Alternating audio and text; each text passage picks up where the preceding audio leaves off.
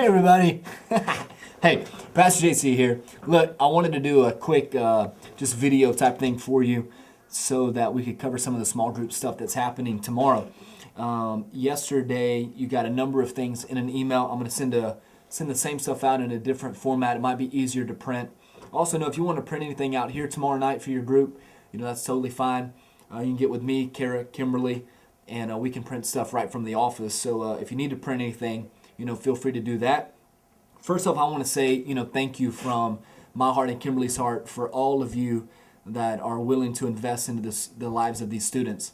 I really think that small groups are going to be super beneficial, and you really have an opportunity to make a difference in a lot of students' lives. So what I want you to do is when you open up the documents that we sent yesterday, be sure that you just use it as an outline. Feel free to add your own personality, to the small group meeting.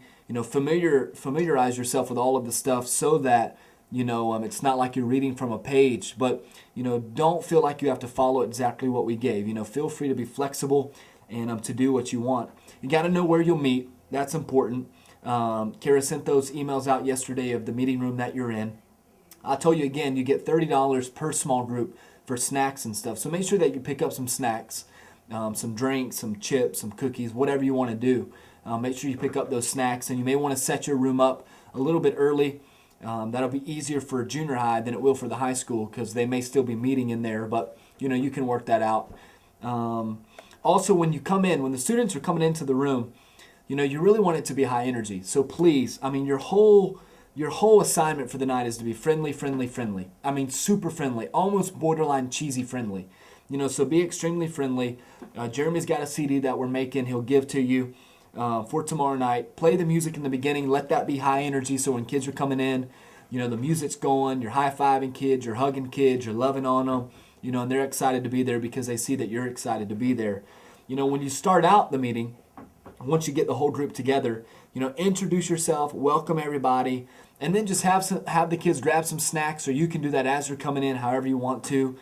Invite them to introduce themselves to the group, because even though some will have friends in the small group, others it'll be their first encounter with that group of kids, and just have them tell about one fun thing that most people wouldn't know about them. Take about 15 to 20 seconds per kid. You want this to move along. If you're not careful, it'll eat up your whole time, and you don't want that to happen. The whole night, let the music be playing. You may want to turn it down once you get into the lesson so that it's not a distraction. And then once you start to dive in, once you get into the heart of the small group, follow the leader's guides that we sent. It's 2 pages long. It covers all 3 weeks. Again, you may want to focus on a changed life more than the other 2 topics. You may want to focus more on a changed legacy. You may want to try and incorporate all of it. You may want to have your students write something out about, the legacy they want to leave. Feel free to add or take away from anything that you want to. I may have said this, but again, turn the music down so it's not a distraction. Then when you begin to wrap things up, have all the kids stand in a circle. They can hold hands or grab shoulders or something, whatever is comfortable. Have them make a point of contact somehow. And then you may want to switch your CD to a slower song. There'll be some worship songs towards the end of the CD.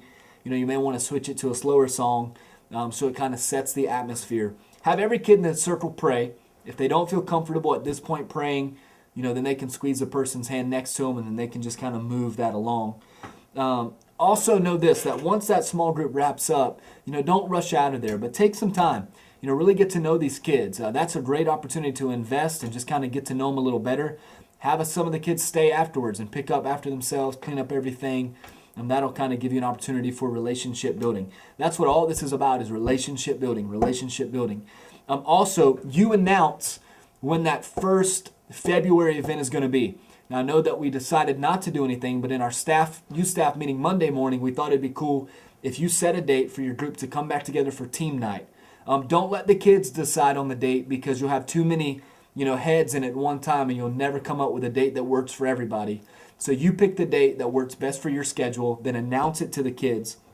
When they come back that night, you're going to do a team banner, you'll do team t-shirts, you'll make up a chant, a cheer, you'll pick a team name, you'll pick a theme song, and this way on the February 25th, the kickoff, it'll just go really cool. We'll play the music, your team will go crazy, get to sport the shirt, raise the banner, do their chant and all that fun stuff.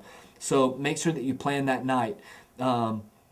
So kind of first come, first serve. If you need the vans for something or you want a specific room, the sooner you know the date and the sooner you get it turned in, the more likely you'll have to guarantee that area.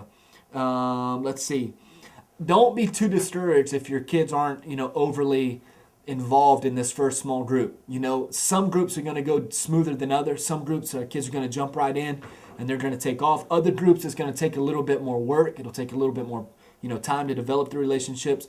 But either way, don't get discouraged. This is a work in progress, and this is a dry run. We're going to see how this goes so that we can better ourselves in the future. But don't be too hard on yourselves. You're going to do great. The kids are going to love you. I just wanted to highlight a few things. Also want to remind you that please make sure that they fill out and sign. I don't have one to show you, but it'll just be a small group sign-in. We sent you the names of all the kids that would be in your group, but that doesn't mean that we won't add names. There's going to be students that weren't in our database. There's going to be visitors. So you're going to have multiple more students, involved in your small group. Make sure this is vital that you get everybody's name and phone number and all the information on that sign-in sheet, and double check it before you leave so that you've got everybody's contact info. Then just this 1 week, turn it into us. We'll record it and then we'll get it back to you so that you can call them this week and then also remind them about the upcoming February date that you have planned for their small group activity. If you have any questions, hit us up. Again, Kimberly and I are pumped. We're ready to go. It's going to be so cool. Tomorrow night, Jeremy will open up with a worship song. We'll transition from there into a faster song. I'll come up and then we'll introduce the groups and the leaders, and it's going to be fantastic. So if you have any questions, email me, call me. If you want to come by tonight or tomorrow and pick up the money for your small group snacks and stuff, you can do that. Or you can just buy it on your own, turn in a receipt, and then we'll reimburse you. Man, you guys are going to be fantastic. Love you very much. See you tomorrow night. All right. Okay. All right, cut.